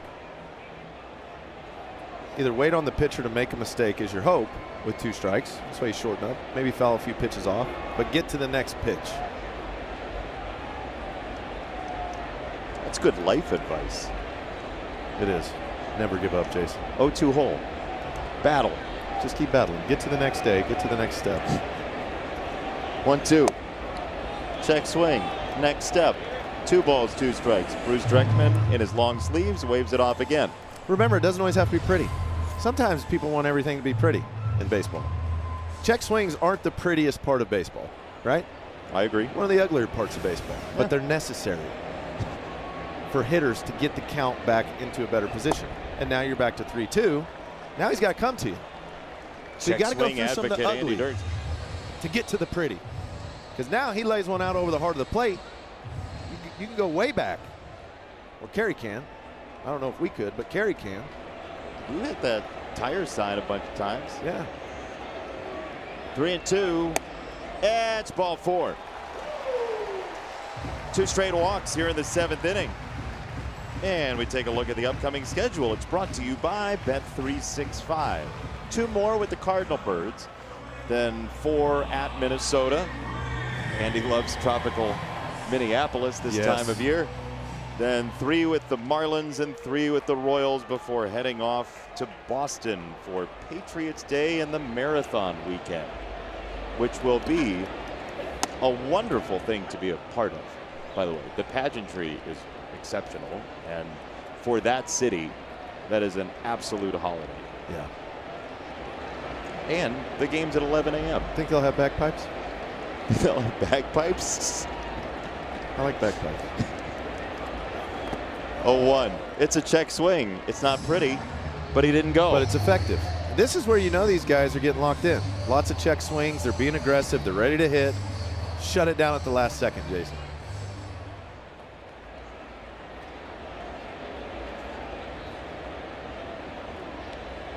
One and one.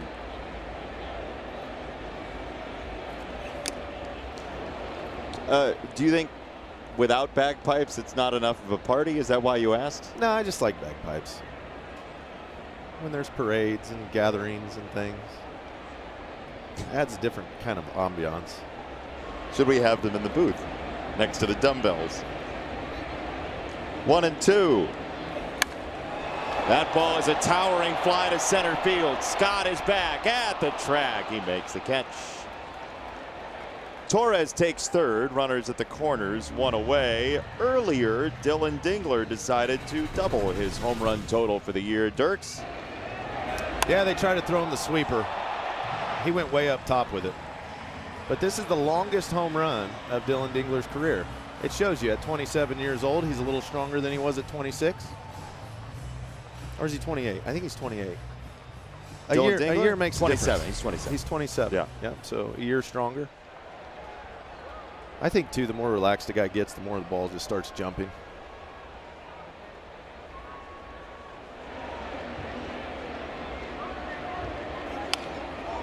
On the ground right at third. Urias and Weatherhold. And that is a double play that will close out the Tigers' seventh.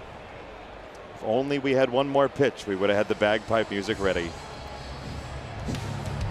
Times tailgating this afternoon at Comerica Park. Grab a swig of the Bet365 scoreboard, where the Tigers lead 4-0 over the Cardinals.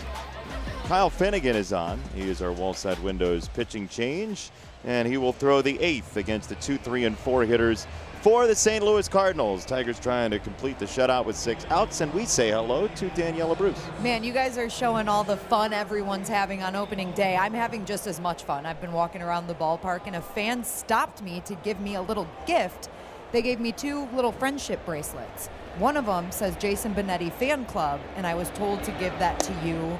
I'm going to be keeping it. And then the other one says Wild Bruce Chase. No way. Yes. So already catching on, Jason. They're already catching on. You have a bracelet that says Wild Bruce Chase? Yeah, like have you ever seen the Taylor Swift friendship bracelets? They're made with beads. Oh, all the time. Yeah.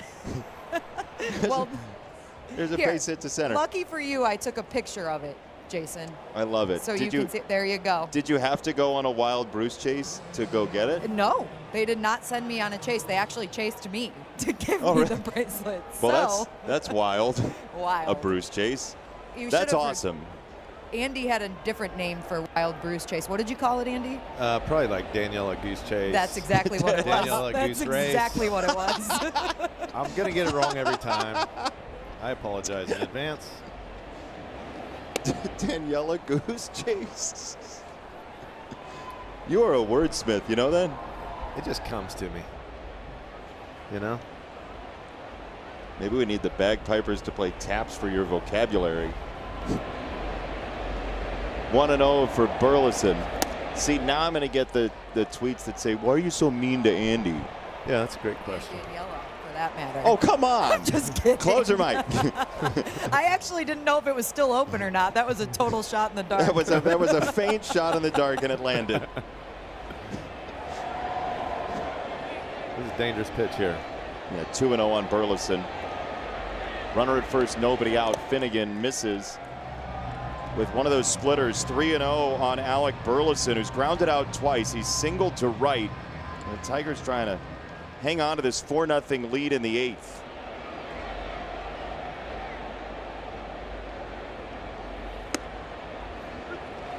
Three and one. No challenges so far in the game today. Yeah, and players are going to adjust to that. Everybody's a little more gun shy, I think, at this point in the season than they will be second half later on, they'll get adjusted to it. Everybody's been calculating when not to use the challenge system, when to use it. As that is ball 4, it missed, and there are 2 on with nobody out here in the 8th inning for the Cardinals. Yeah, it looks like they're going to elect to bring a different hitter up. Yeah, Nolan Gorman is available on the bench. He's the last remaining left-hander. Gorman is, and he is going to go ahead and swing it here with 2 on and nobody out in the 8th inning. So Gorman, the former 19th overall pick out of Sandra Day O'Connor High School in Phoenix. He was a home run derby winner back in high school, and he will bat with big swing potential with 2 on and nobody out as Chris Fetter goes out to talk about Gorman. Yeah, you just got to be a little careful to get the ball up in there. Now with a 4-run lead, Jason, you still got to attack these hitters. Get ahead in the count. He lost Burleson. He got behind, lost him. So you know they're going to say, hey, trust your stuff. Let's get right back after him. There's no, I don't think it's time to be cute and try to do something special. Just go and get him with your stuff. Especially because Nolan Gorman a couple days ago had the 3rd longest home run this season in Major League Baseball. One of his 2 homers in the total of 6 games for St. Louis. First pitch to Gorman with 2 on, nobody out. He takes a strike. I love it. Go right after him. And it's a quality strike. That's right. Hit the outside corner of the plate. Get right back in your groove. Get ahead in the count. Then he can go to that split for a potential ground ball or swing and miss once he gets ahead. Popped the glove with a fastball, 97 that time, 0-2. Dots the outside corner, dots the inside corner.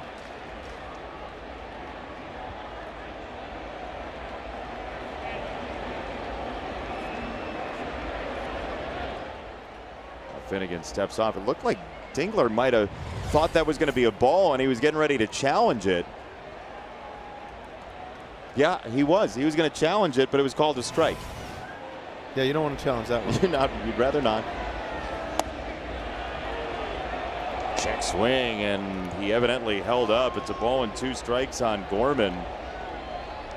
That's the split. He's got that split's fading a little bit. It's not dropping as much. He did. Saw Burleson checked on one as well. 1-2 is up. 2 balls, 2 strikes. Back to the fastball.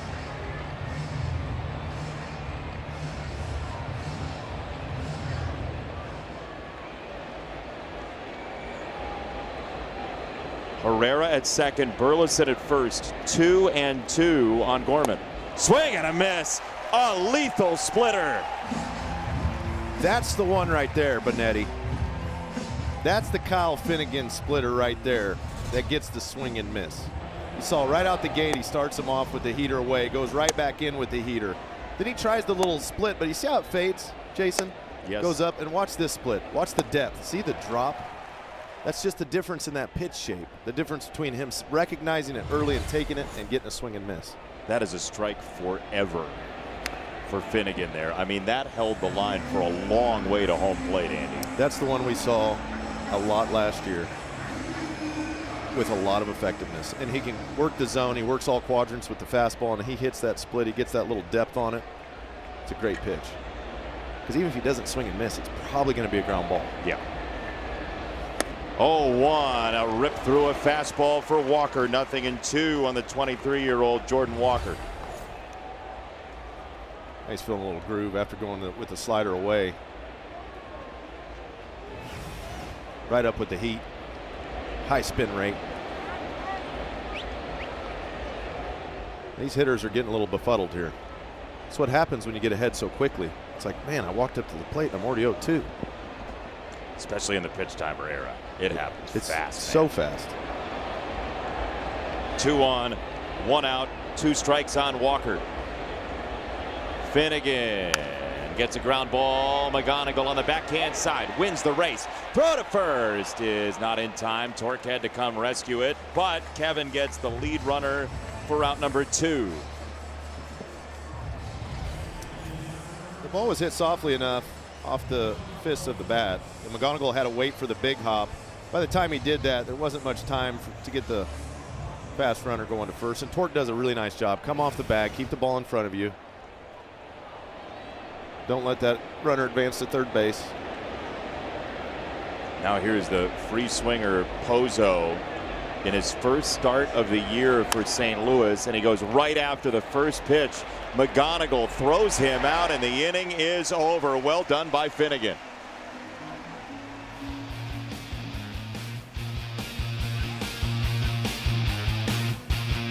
Searing the field. An outstanding day for baseball here in downtown Detroit. Don't Stop Believin' resonates through the ballpark. The Tigers will try to add on to a 4-0 lead. In the home opener, Zach McKinstry stands in. And a new pitcher for St. Louis. Roycroft gets a ground ball and a bat for his troubles as Weatherholt throws out McKinstry, and we get a message from Figer Law. At Figer Law, every case is personal to us, and we won't stop until we bring home the win. Figer Law, all we do is win. We thank you for joining us from here at Comerica Park. Another opening day for this lovely downtown ballpark as Spencer Torkelson faces Chris Roycroft, who is a suburban Chicagoan. He went to the college that Wayne and Garth might have been most likely to go to from Wayne's World, Aurora University in Aurora, Illinois. Right in their neighborhood. Excellent. Extreme close-up.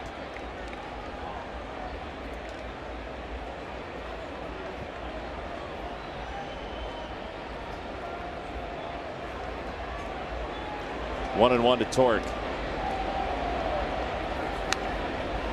Foul straight back. Yeah, you see tall guys when they have an arm slot that's a little bit more 3/4 or below. It's a little deceptive to find the window, because usually you think big tall guys want to stay tall on the ball, throw downhill, come from over the top.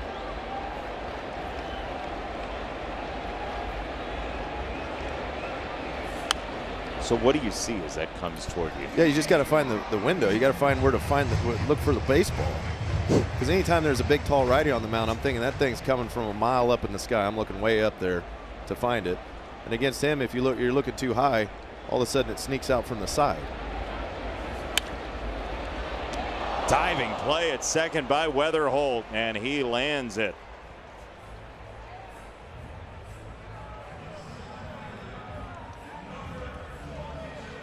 Nice play.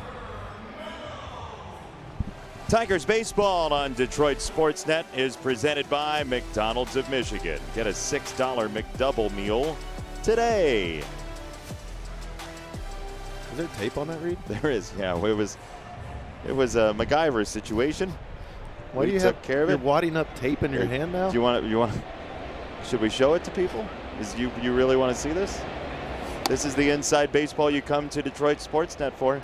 Here's the card. Well, show them the wad that you have. Yellow You got a tape wad. Yeah, some of it came off. Yeah. You don't need it. Who needs it? Once you already know. It's sticky situation. It's a construction zone. Okay. It's day one. You do what you do to make sure the reed gets on the air. It's kind of like a check swing. Yeah, it's like your pinky That's finger the over there. check swing of reeds. It's not pretty, but it gets the job done. Thanks. Thank you. Yes. That might be a slogan for us. 0-2. You happy to be back in the booth, Turks? It's great. I just love baseball. Opening day in Detroit is so special. Just driving in, there's people already tailgating. Like 8 in the morning, they're already ready to go. Some sinkers don't quite catch the edge, but they will be challenged. First challenge at Comerica Park. They got that challenge. They call a ball. So here we go. ABS powered by T-Mobile. That's a ball. The call is confirmed. The Cardinals have one challenge remaining. So there was a pitch last night. Alfonso Marquez called it a strike in the Yankee game, I believe it was. But he called the pitch a strike. He was told there was a challenge, announced there was a challenge, saw how high the pitch was, and you could read his lips. He basically said, "Oh my gosh, that was high." Yeah. Well, not all challenges work out. That's right. Oh, here. Dan Petrie teases are back. I love Dan Petrie teases. It's the best. We'll tell you about 2 great food items that you should try next time you come to my house. Tyler Holton, the left-hander, on the mound trying to close it out. 3 outs to get. First pitch swing. It's a pop-up from Sajasi. It's into right center field. And we might as well tell you what might happen tomorrow while we're at it. It's tomorrow's headlines today. Back Jack, do it again. Jack Flaherty was tremendous against the Cardinals a couple of years ago in this ballpark. He'll face his former team in game number 2. Look before you sweep. The Rays hit the sweeper for tomorrow's starter very well last time out. So Dustin May will take the mound for St. Louis. Will he be able to use that against this Tigers team with better effectiveness? We'll find out. Throw too many breaking balls in the big leagues, you're going to hang some. Those tend to go a ways.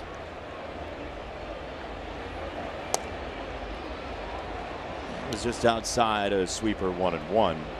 The book collapses on you fast in this league now. People know what you're doing after like 2 appearances. Yeah, you fall into trends. I think hitters are so much better now at being able to look for specific pitch shapes and really dial it into a spot.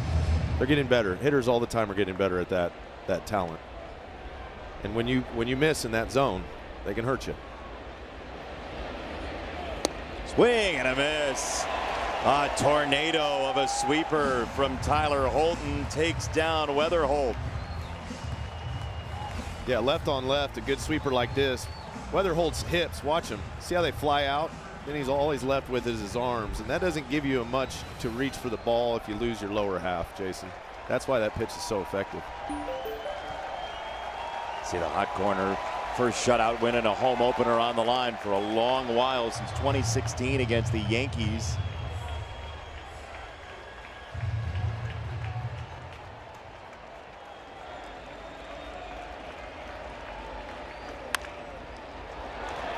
Second base. Z-Max got it. Tigers have a shutout. 4-0 brilliance here at Comerica Park's opening day in 2026. We talked about the Tigers having to play clean baseball to beat these St. Louis Cardinals. That's exactly what they did. They pitched the ball extremely well. The defense was spectacular. Kevin McGonigal made about 15 plays over at third base. All the ground balls were fielded cleanly. All the plays were made. A little bit of power from Dylan Dingler to get the party started with a couple runs, and then they manufactured a couple runs the old-fashioned way. Get a guy on, steal a bag, get a hit. And that's it. That's how you do it. 2016, it was Jordan Zimmerman, 7 scoreless against the Yankees. Today, it's Framber Valdez, 6 scoreless against the Cardinals. Vest, Finnegan, and Holton put up some donuts, and the Tigers are winners to get to 3-4.